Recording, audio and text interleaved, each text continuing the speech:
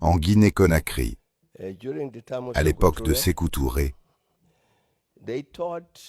ils enseignaient la lutte de libération sud-africaine de l'école jusqu'à l'université. Si quelqu'un sur le continent voulait trouver des personnes qui savaient tout de la lutte en Afrique du Sud, de l'ANC, de telle ou telle bataille, c'étaient les Guinéens.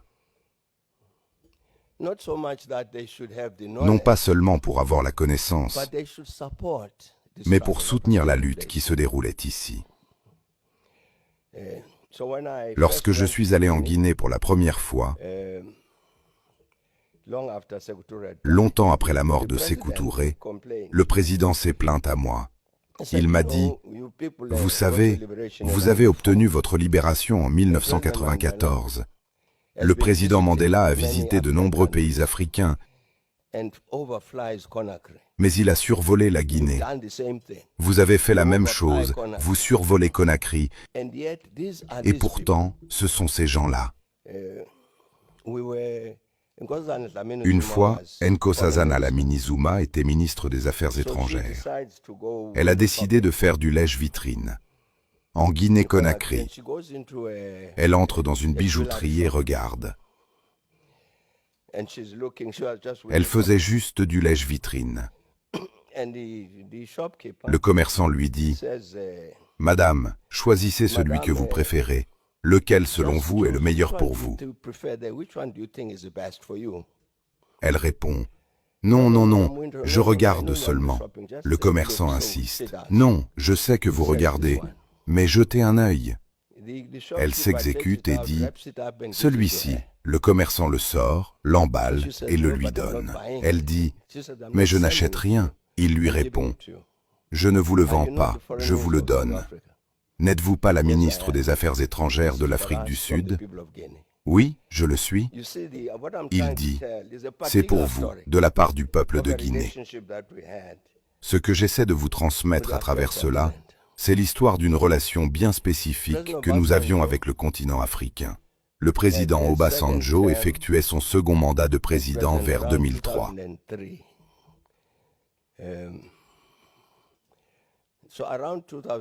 Autour de 2002, j'ai commencé à lui dire «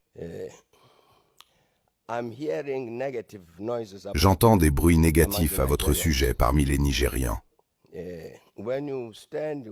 Lorsque vous vous porterez candidat pour votre second mandat, vous risquez de ne pas l'obtenir. » Il me répondait, « Non, non, non, Thabo, ne t'inquiète pas, tout va bien. » Jusqu'à ce que, je crois, lors de l'Assemblée générale des Nations unies en 2002, ils me disent, « Mais pourquoi n'as-tu pas soulevé cette question concernant le Nigeria ?» J'ai dit, « Parce que je connais ta réponse. Ta réponse va être, ne t'inquiète pas, tout va bien. » Il a dit, « Non, tout ne va pas bien. Vous savez, nous avons dû intervenir là-bas pour parler aux dirigeants du Nigeria et leur dire, « C'est certain, vous avez des problèmes avec lui concernant le Nigeria, mais nous ne voulons pas le perdre en tant que leader africain. Alors s'il vous plaît, pouvons-nous parvenir à un compromis ?» C'est ainsi que l'affaire a été réglée. Madiba s'est occupé de la RDC lorsque le vieux Kabila a pris le pouvoir. Vous vous en souvenez. Ensuite, Julius Nyerere, Mwalimu, a visité le pays et un jour il m'a dit, j'étais alors vice-président. « Que faites-vous concernant le Congo ?» J'ai dit, « Mwalimu, nous avons un accord avec le président Kabila pour former un comité conjoint qui examinera absolument tout ce qui concerne le Congo et nous-mêmes. »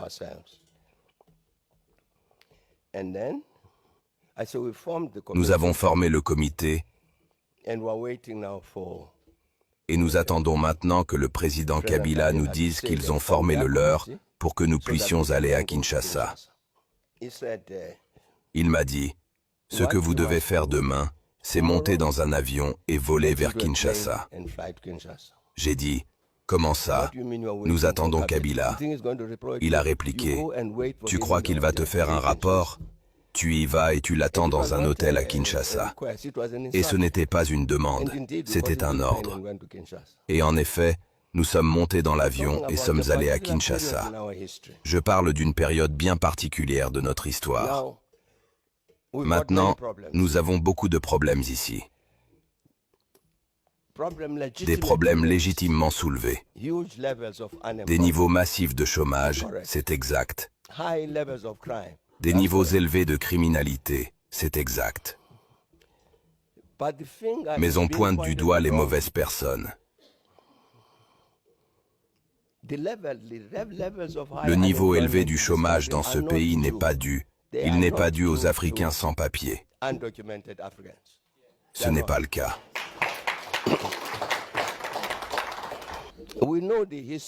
Nous connaissons l'histoire en détail.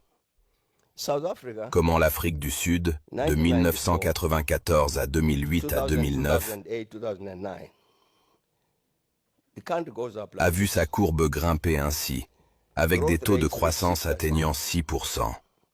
Puis, à partir de 2009, elle est repartie dans la direction opposée. Cela n'a pas été causé par les immigrés sans papier. Les personnes à l'origine de ce déclin rient dans leur coin en ce moment même, parce que nous ne les pointons pas du doigt, mais nous regardons ailleurs. C'est une erreur.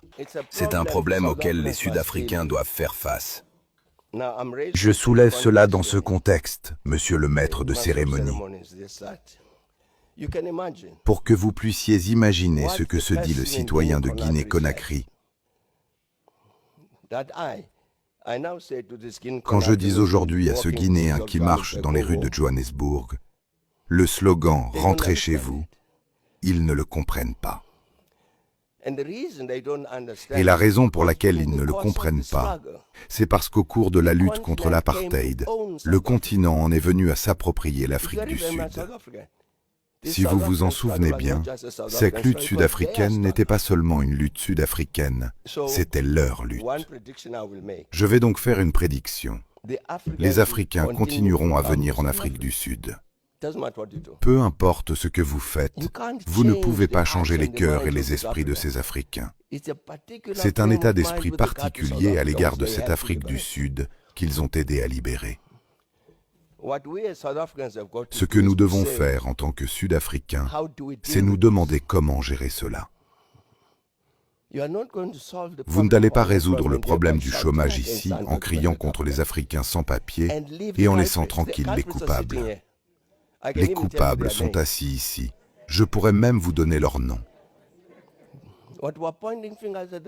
Mais nous pointons du doigt les mauvaises personnes